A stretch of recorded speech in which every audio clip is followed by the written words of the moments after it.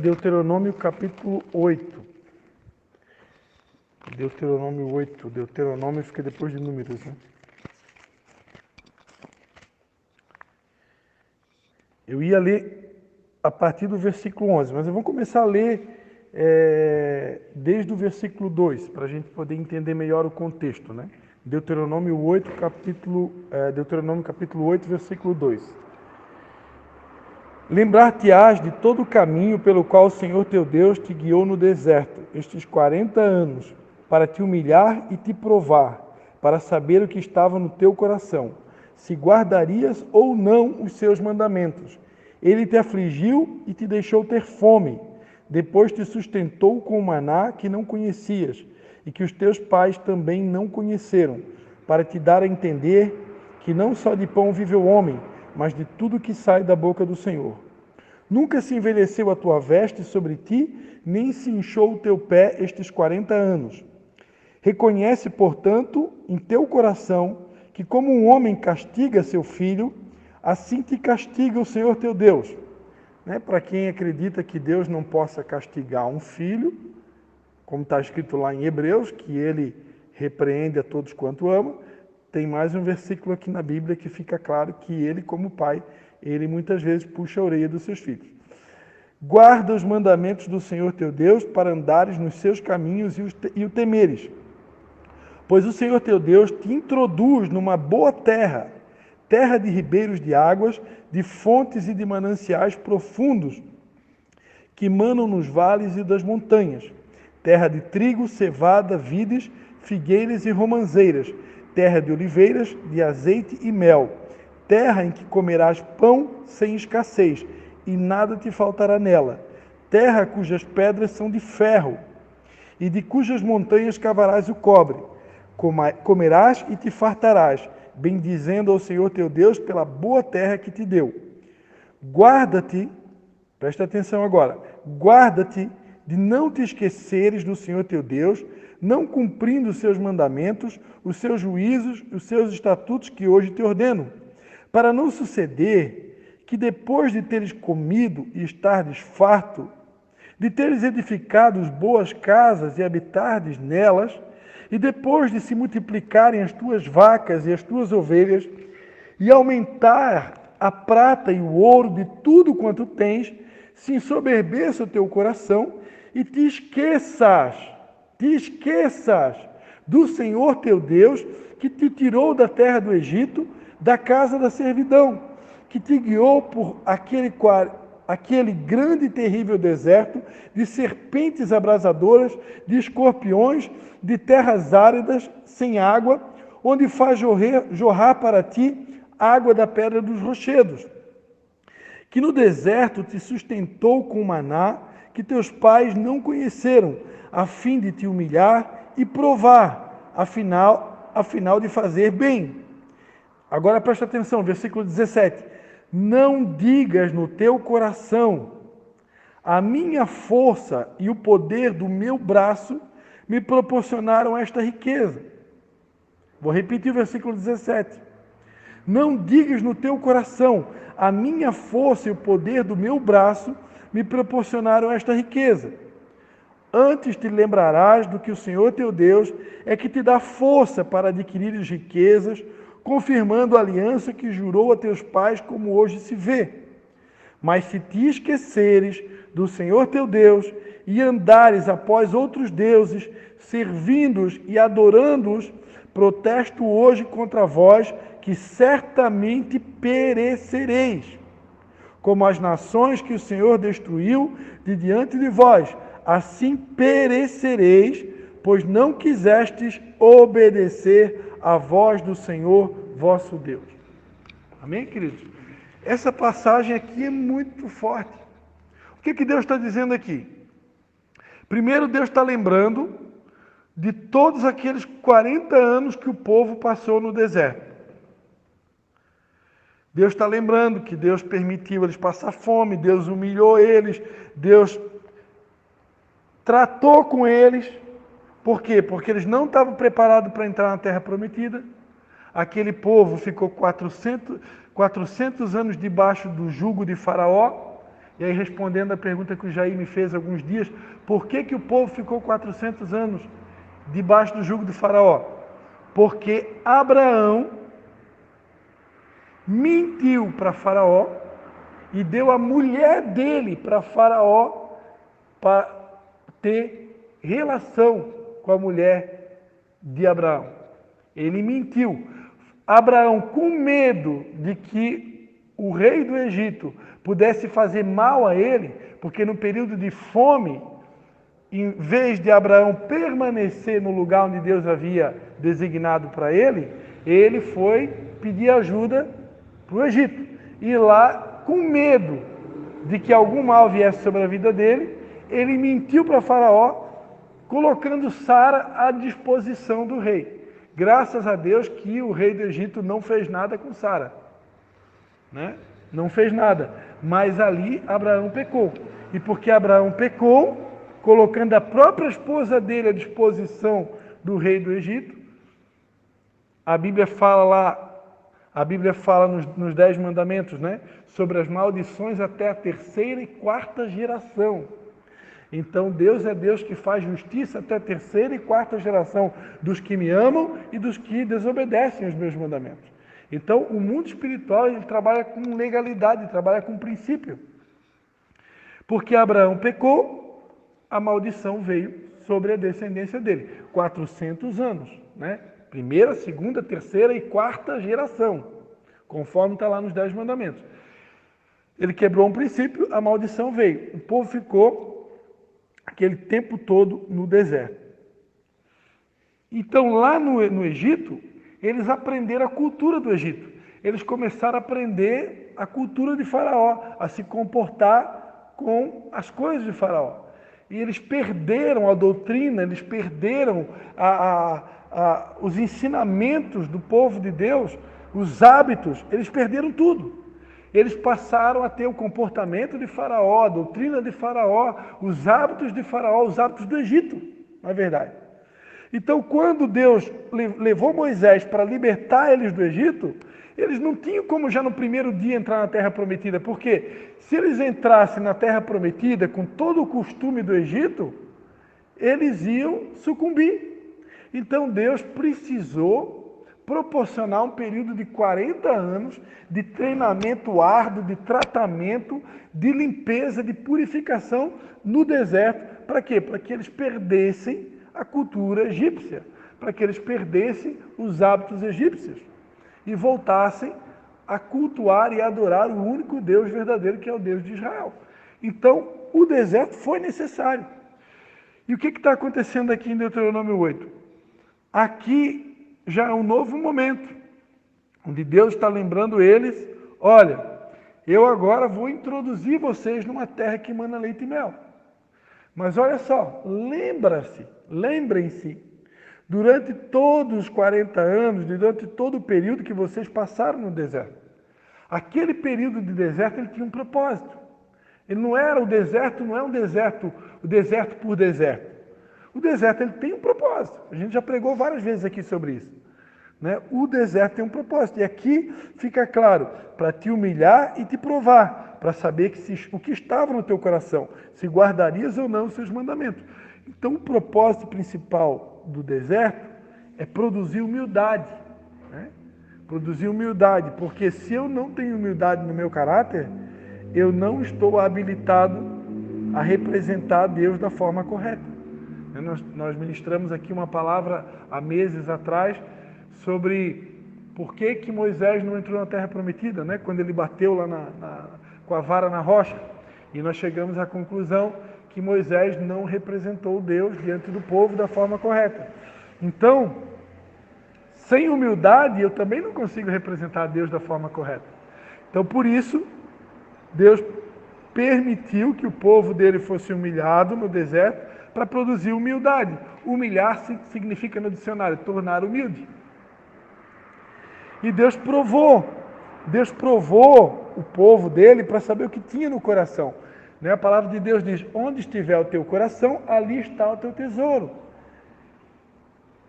Olha, muitos de nós muita gente nesse tempo, igreja brasileira, muita gente está passando pela prova, está sendo purificado e muitos não estão sendo aprovados. Porque Deus, quando prova, Ele prova para saber o que está no coração. O que está no meu coração? Será que no meu coração Deus é a coisa mais importante que eu tenho? Como o apóstolo Paulo ele vai dizer lá nos Filipenses, né? Eu tenho por... É os Filipenses, né? Que ele vai dizer, eu tenho por perda todas as coisas, pela excelência do conhecimento de Cristo Jesus, pelo qual eu sofri a perda de todas as coisas e tenho todas as coisas como um refúgio, ou seja, como um esterco, a fim de que eu possa conhecer mais e mais a Cristo, né? Não eu possa conhecer o poder da sua ressurreição, não que eu já tenha alcançado, mas uma coisa eu faço, é que me esquecendo das coisas que para trás ficam, eu prossigo para o alvo. Então o apóstolo Paulo estava disposto a perder tudo, a sofrer o que tinha que sofrer. Ele vai dizer aos Gálatas, né, no capítulo 2, versículo 20, eu já estou crucificado com Cristo, já não vivo mais eu, mas Cristo vive em mim. Então esse é um exemplo de uma pessoa apaixonada. O apóstolo Paulo era alguém apaixonado, né?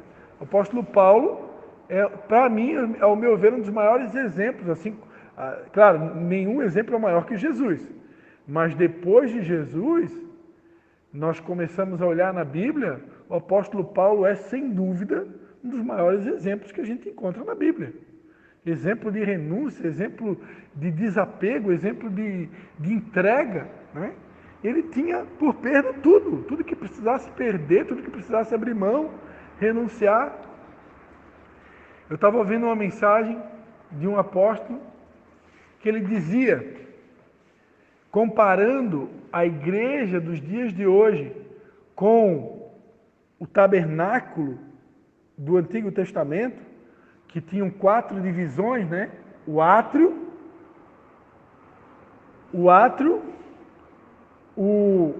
onde tinha o altar do sacrifício e a bacia de bronze, o lugar santo, onde tinha o candelabro, o pão da propiciação, o lugar santíssimo, né? onde tinha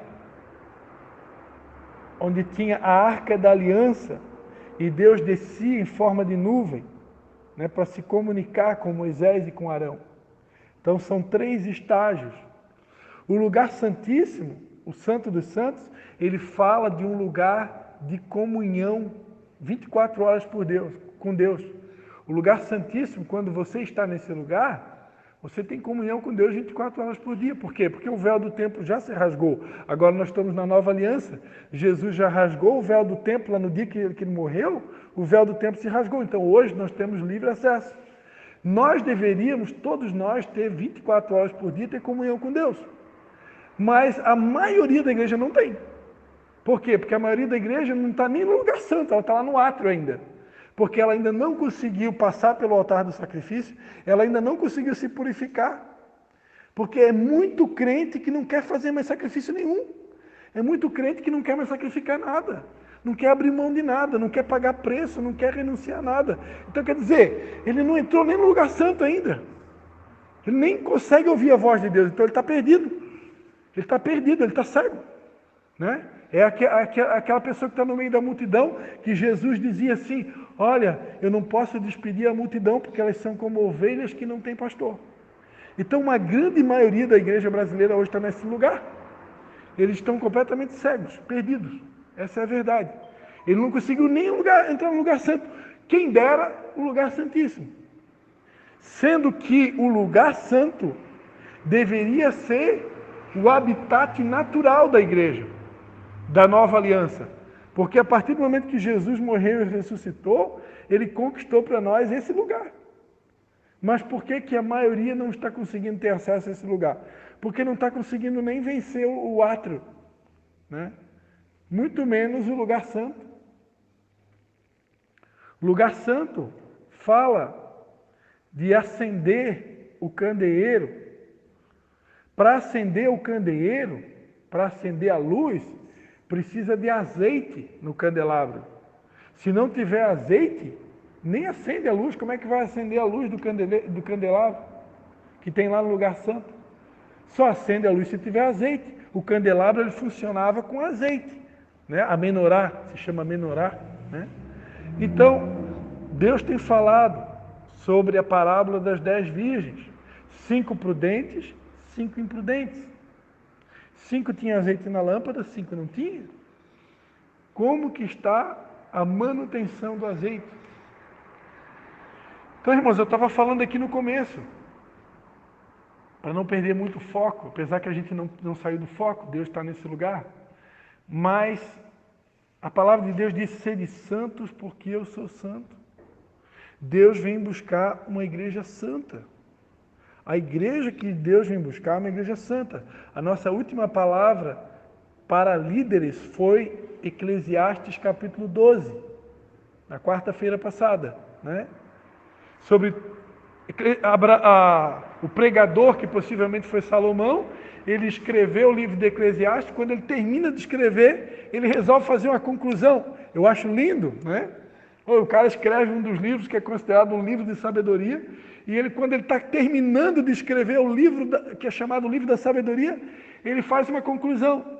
Olha, presta atenção, sobre tudo que se tem dito, a conclusão é: teme a Deus e guarda os seus mandamentos, porque esse é todo o dever do homem. Então Deus tem falado sobre temor, né? Sobre santidade. O temor do Senhor é o princípio da sabedoria. Onde que está o temor da igreja nos dias de hoje? Como que está o nosso temor para as coisas santas, para as coisas de Deus? O povo foi humilhado no deserto, foi provado, porque Deus queria ver como que estava o coração deles. Será que o nosso coração hoje, será que nós já estamos habilitados a entrar na terra prometida? Será que nós já estamos habilitados a usufruir de todas as promessas e bênçãos que Deus tem para a nossa vida? Ou será que o nosso coração ainda está muito apegado às coisas dessa terra? A palavra de Deus vai dizer lá em Colossenses capítulo 3, né? Diz assim: portanto, se fostes ressuscitados com Cristo, buscai as coisas que são de cima, onde Cristo está assentado à destra de Deus. Pensai nas coisas que são de cima e não nas que são da terra, pois morrestes e a vossa vida está oculta com Cristo em Deus. Quando Cristo, que é a nossa vida, se manifestar, então também vós vos manifestareis com Ele em glória. Fazei, pois, morrer a vossa natureza terrena, a prostituição, a impureza, a paixão, a vil concupiscência, a avareza, que é a idolatria. Por essas coisas vem a ira de Deus sobre os filhos da desobediência. Nelas também em outro tempo andastes, quando a vossa vida era dominada por elas. Agora, porém, despojai-vos também de tudo, da ira, da cólera, da malícia, da maledicência, das palavras torpes da vossa boca. Não mintais uns aos outros, pois já vos despistes do velho homem com seus feitos, e vos vestistes do novo, que se renova para o conhecimento segundo a imagem daquele que o criou. Aqui não há grego, nem judeu, circuncisão, nem incircuncisão, bárbaro, cita, servo ou livre, mas Cristo é tudo em todos. De Deus, santos e amados, revestivos de compaixão, de benignidade, de humildade, de mansidão, de longanimidade. Suportai-vos uns aos outros, perdoai-vos uns aos outros. Se alguém tiver queixa contra alguém, assim como o Senhor vos perdoou, assim também perdoai vós. E sobre tudo isto, revesti-vos de amor, que é o vínculo da perfeição. E a paz de Deus, para a qual fostes chamados em um só corpo, domine em vossos corações e sede agradecidos. A palavra de Cristo habita em vós abundantemente, em toda a sabedoria, ensinando-vos e admoestando-vos uns aos outros, com salmos, hinos e cânticos espirituais, cantando ao Senhor com gratidão em vossos corações. Em tudo que fizeste por palavras ou por obras, fazei-o em nome do Senhor Jesus, dando por ele graças a Deus Pai. Amém, amados?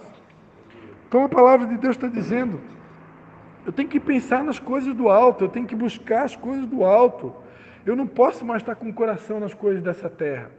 Se eu morri com Cristo, se eu ressuscitei com Cristo, se é verdade que eu estou assentado nos lugares celestiais em Cristo, conforme Deus deu um sonho para a pastora Vera, que a igreja de Jesus ela tem que estar nas alturas. Se ela não está nas alturas, é porque tem coisa errada.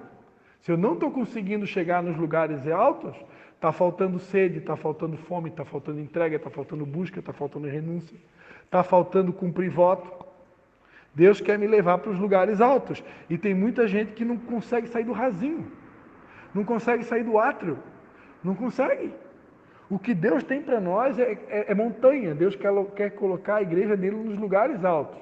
É num lugar santíssimo, é num lugar de comunhão 24 horas com Deus.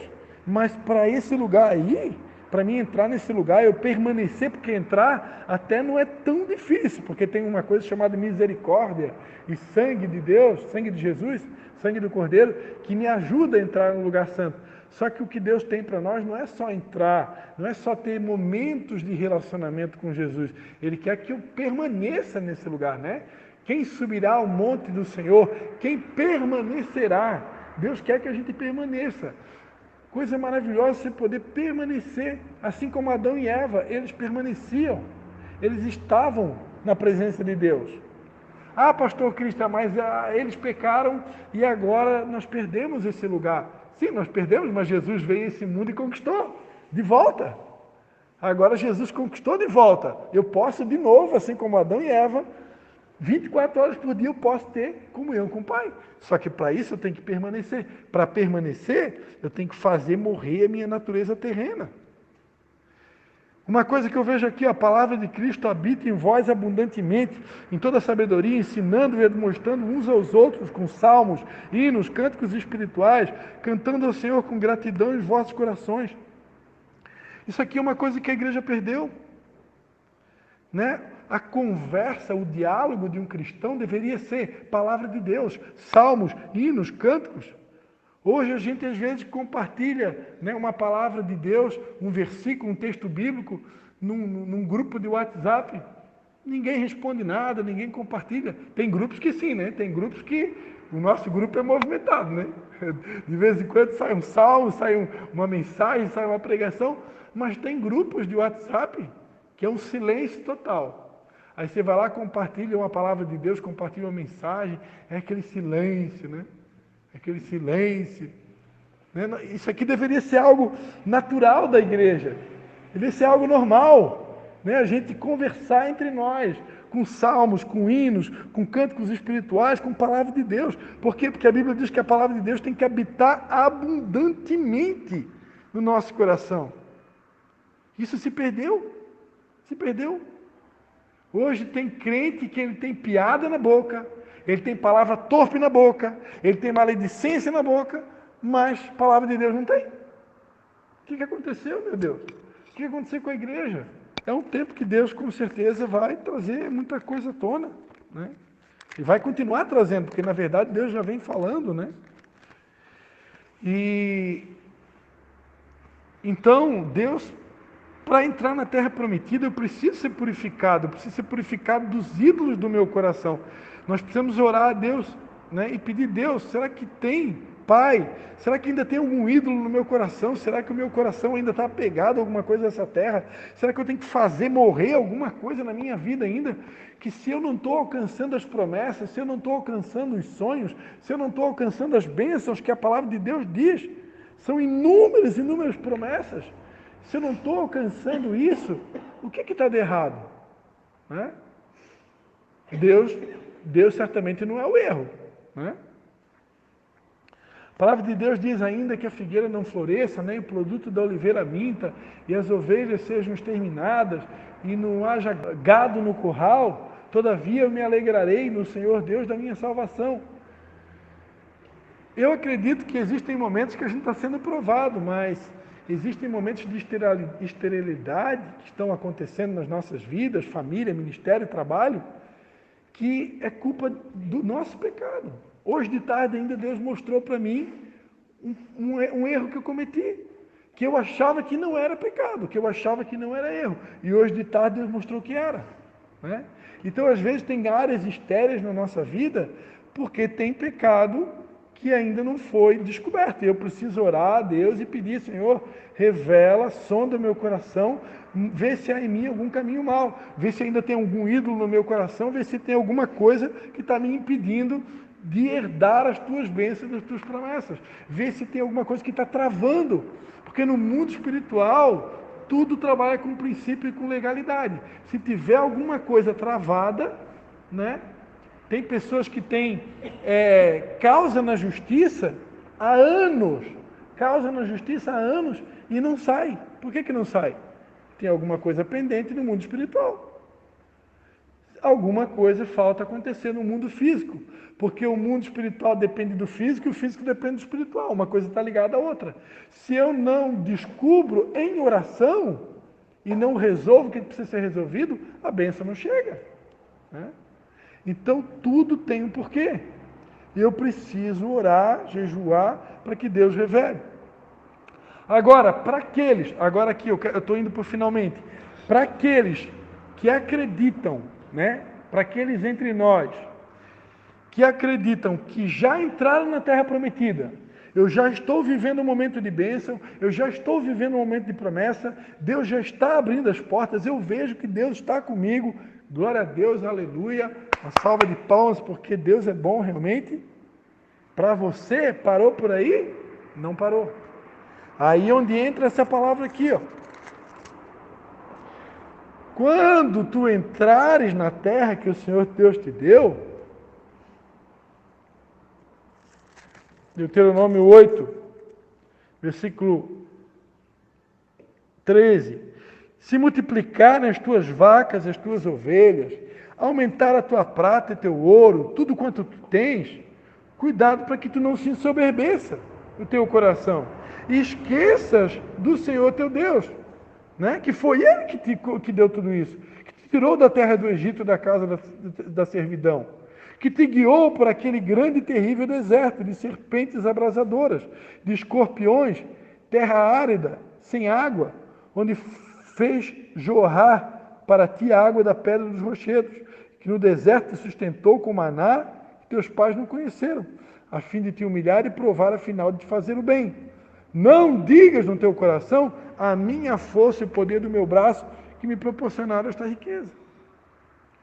Se eu já estou experimentando bênção, se eu já estou experimentando promessa, se Deus já tem me abençoado, parou por aí? Não parou. Agora eu tenho que refletir, tenho que meditar e perguntar para Deus, será que eu estou me lembrando todos os dias da minha vida que o que eu tenho alcançado foi Deus que tem me dado? Porque a Bíblia diz, porque dele, por ele e para ele são todas as coisas. Tudo vem dele e tudo é para a glória dele.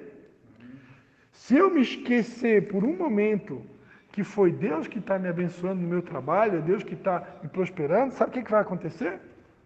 Eu não vou colocar mais uma reunião de líderes como prioridade, eu não vou colocar mais o culto como prioridade, eu não coloco mais uma reunião de célula como prioridade. Não, se der eu vou. Se der eu vou. Quando der eu vou.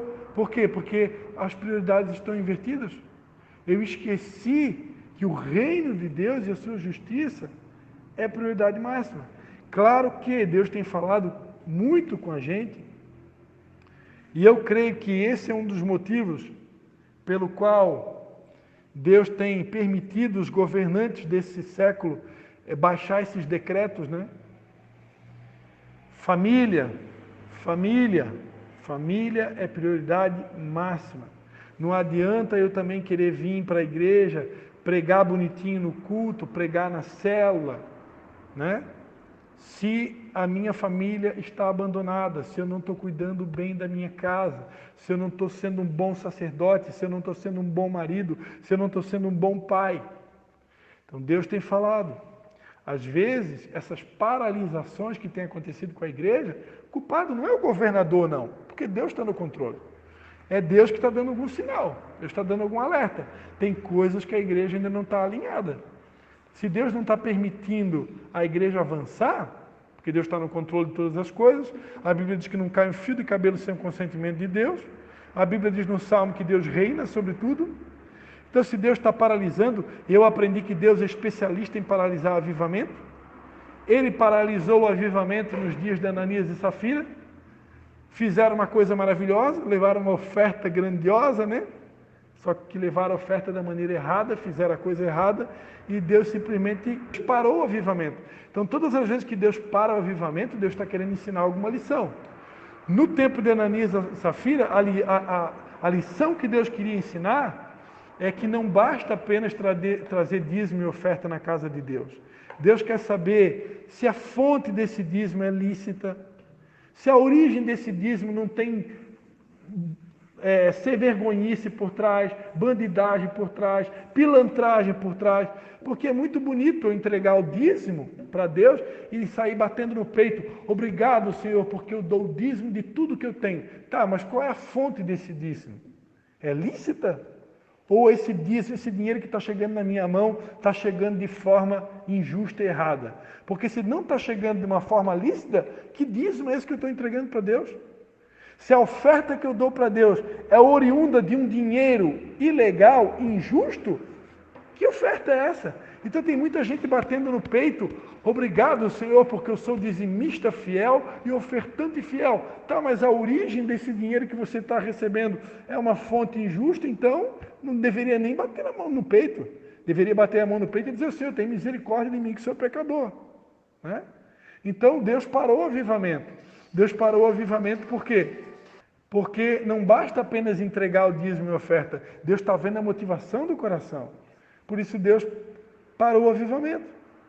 E nos dias de hoje, Deus está parando o avivamento também com outros motivos. E um dos motivos que Deus está parando é porque tem muito pastor com a casa que não está em ordem. E aí eu quero me incluir, porque eu não sou o santarrão, eu não sou perfeito. Né? Tem muito pastor, muito líder que a casa não está em ordem. E aí ele quer continuar. Tá, todo domingo lá pregando na igreja, todo domingo. Prega, faça como eu faço, como assim? Se a tua casa não está em ordem. Né? Deus disse para Ezequias, né?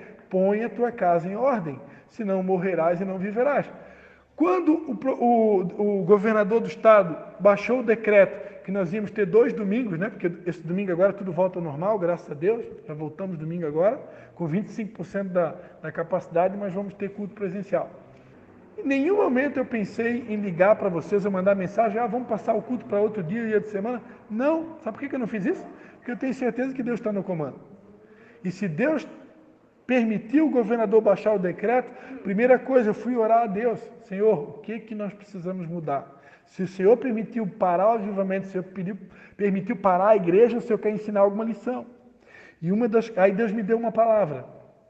Tem 4 coisas. Eu gravei um áudio. Quem está prestando atenção nos meus áudios ouviu. Tem 4 coisas que Deus quer ensinar nesse tempo da pandemia.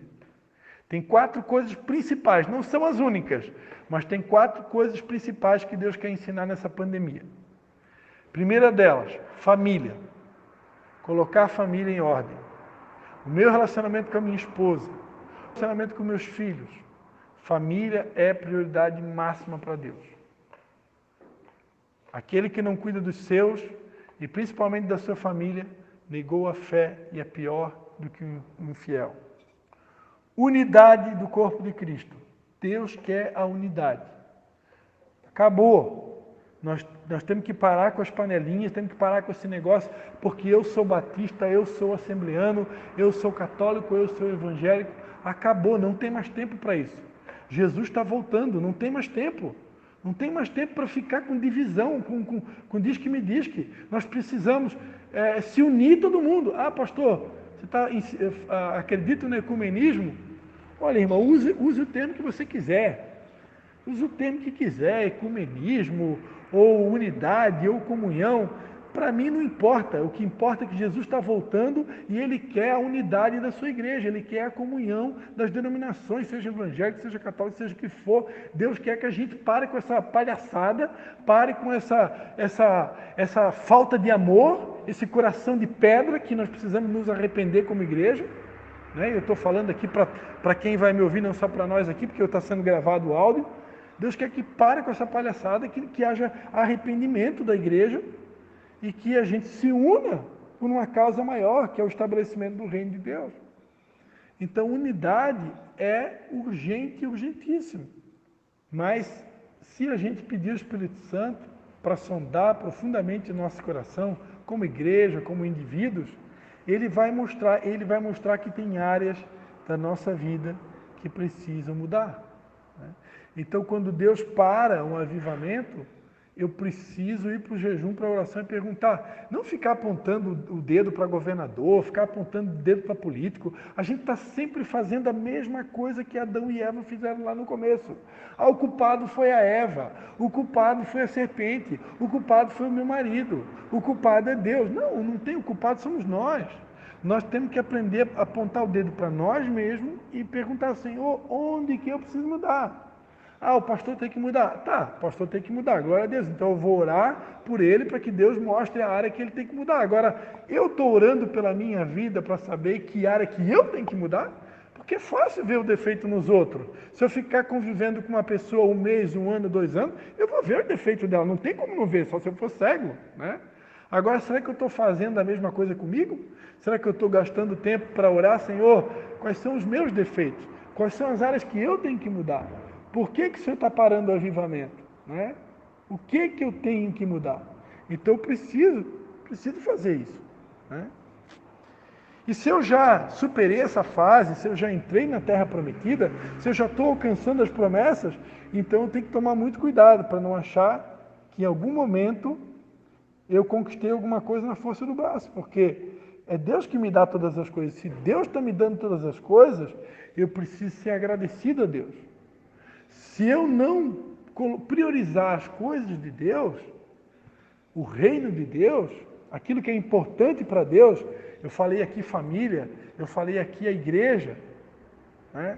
Uma coisa que Deus tem falado, que eu não posso deixar de congregar, não posso dar desculpa que é Covid. Que Covid? Cadê a minha fé? Não tenho mais fé que Deus pode curar uma doença, não tenho mais fé que Deus pode me livrar, eu não tenho mais fé que Deus pode me guardar, né? Cadê a fé da igreja, né? Então, eu preciso priorizar as coisas de Deus. Se eu não priorizo as coisas de Deus, está faltando gratidão no meu coração. Ou seja, eu esqueci de onde Deus me tirou. Eu me esqueci que Deus me tirou do lamaçal do pecado. Eu me esqueci que Deus me tirou do reino das trevas. Me colocou no reino da sua maravilhosa luz. Então eu preciso me arrepender. Né? Eu preciso me arrepender e voltar. E voltar. E voltar. E assim, quando Deus prospera uma pessoa, tudo é com propósito. Se Deus dá um carro bom para mim, se Deus me dá uma casa, se Deus me dá dinheiro, é para abençoar as pessoas, é para abençoar o reino, não é para reter, ficar tudo para mim.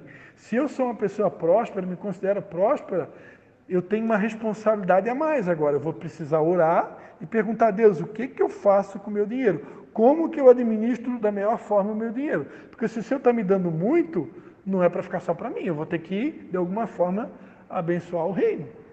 Porque o reino de Deus não funciona façamos eu, é façamos nós. Como que era a igreja primitiva? Eles vendiam as propriedades e os bens e eles distribuíam entre eles. E eu creio que Deus quer restaurar essa igreja do primeiro amor. Essa igreja que eles eram apaixonados por Deus e apaixonados por eles. Onde eles se preocupavam uns com os outros e que não tinha falta nenhuma. E era aquela coisa assim, não, eu vendo o que eu tenho, mas eu não vou deixar o meu irmão passar necessidade. Né? Então Deus quer restaurar essa igreja. Essa é a igreja do arrebatamento. Essa é a igreja que Jesus vem buscar. Uma igreja apaixonada por Deus, apaixonada uns pelos outros. Uma igreja de temor, uma igreja que é cheia da palavra. Uma igreja que é cheia de gratidão no coração. Uma igreja que prioriza as coisas de Deus. Uma igreja que prioriza a família. Uma igreja que prioriza a comunhão entre os irmãos, a unidade. Uma igreja que é apaixonada por estar na presença e na casa de Deus. Amém, amados? Então Deus tem falado, sede santos porque eu sou santo. Deus tem falado que é tempo de restaurar o primeiro amor. Deus tem falado que é tempo de resgatar o temor do Senhor. A igreja tem perdido o temor do Senhor. Estamos colocando desculpa para isso, desculpa para aquilo, desculpa para aquele outro. Se houver, como falamos aqui no começo, uma justificativa legítima para faltar os compromissos da igreja, os compromissos de Deus, Deus vai entender. Agora, será que a justificativa que eu estou dando é legítima verdadeiramente? Ou eu estou dando uma desculpa?